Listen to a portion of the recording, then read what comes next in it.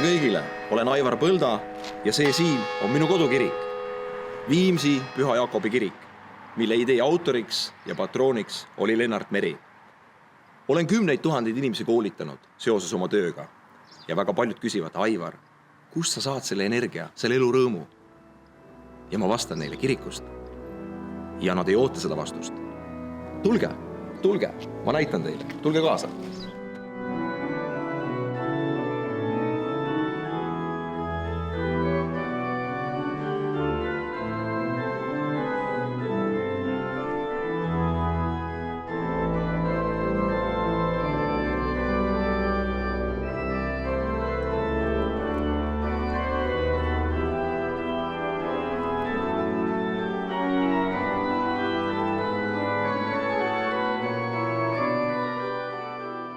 See on minu kodukirik, see on minu teine kodu. Olen kristlane ja olen seda uhkusega.